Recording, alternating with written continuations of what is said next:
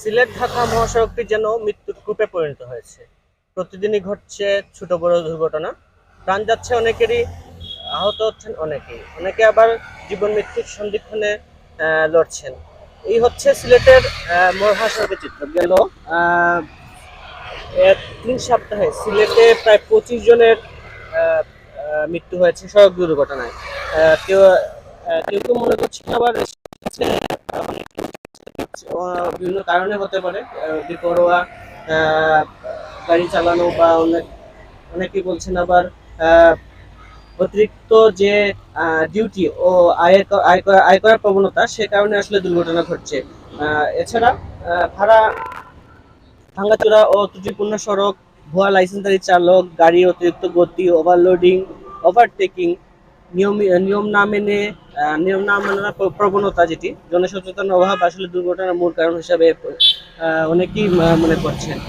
আমি একটি বিষয় জানিয়ে রাখি, যেটি হচ্ছে সিলেটের গত যে 3 সপ্তাহ বলা যায় 21 দিনে প্রায় 25 জনের প্রাণ গেছে এই মহাসড়কে। আমি এখন আছি সিলেটের তেলিহাওরের যে ঢাকা সিলেট মহাসড়কের যে মুখ, সেই মুখের তারপর আমি দেখার চেষ্টা করছি একটু যে এখানে যে বেপুরা যে গতিতে যে গাড়িগুলো চলছে, সেই বিষয়গুলো আপনাদের দেখানোর চেষ্টা করছি।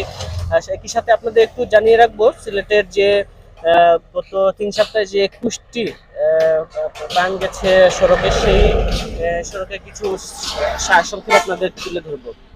আপনাদের কিছু ইনফরমেশন জানিয়ে রাখি। গত 3 জুলাই সিলেট টাউনবিল রোডে 3 ট্রাক চাপায় মোটরসাইকেল আর 3 মোটরসাইকেল আরোহী নিহত হয়েছে। এরপর আবার 4 জুলাই 4 জুলাই মহাসড়ক উসমানীনগর উপজেলায় আরো 3 জনের মৃত্যু হয়েছে। এরপর 6 জুলাই হবিগঞ্জে একজন রিক্সা চালকের মৃত্যু হয়েছে। এরপর 7 জুলাই হবিগঞ্জ মাধবপুরে আরো একজনের মৃত্যু হয়েছে। একই দিন হবিগঞ্জে আরো একজনের মৃত্যু হয়েছে। সেই দিন আসলে সিলেট 7 তারিখে হবিগঞ্জে 2 জনের মৃত্যু হয়েছিল। 9 জুলাই সিলেট জকিগঞ্জ মহাসড়কে একজনের মৃত্যু হয়েছে। আবার 11 জুলাই অটোরিকশা ও মোটরসাইকেলের মুখোমুখি সংঘর্ষে একজনের মৃত্যু হয়েছে। আবার তেরো 13 জুলাই আবার হবিগঞ্জের মাধবপুরে একজনের মৃত্যু হয়েছে। 17 জুলাই ঢাকা সিলেট মহাসড়কের নবীগঞ্জে আরো 3 জনের মৃত্যু হয়েছে। সব মিলিয়ে আসলে আমি আর একটু ইনফরমেশন জানিয়ে রাখছি। এরপর 18 জুলাই আরো 3 জনের মৃত্যু হয়েছে হবিগঞ্জে।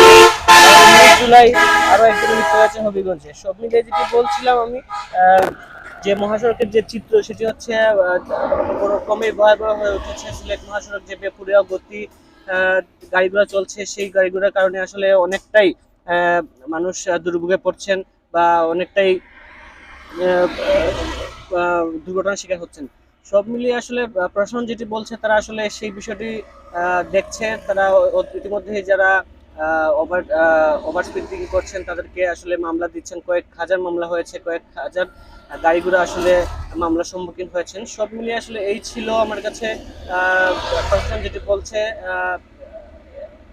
আসলে সচেতনতা বৃদ্ধি না হলে আসলে এই দুর্ঘটনা আসলে এড়ানো সম্ভব না। সব মিলিয়ে এই ছিল আমার কাছে আসলে সর্বশেষ আপনাদের জানার চেষ্টা করছিলাম ঢাকা সিলেট মহাসড়কে যে গত 3 সপ্তাহে যে সেই বিস্তারিত। বাংলা লাইভ এখানে শেষ করছি। আগামীতে আবার দেখা হবে। ততক্ষণ সবাই ভালো থাকুন, সুস্থ থাকুন, বাংলা সাথে থাকুন।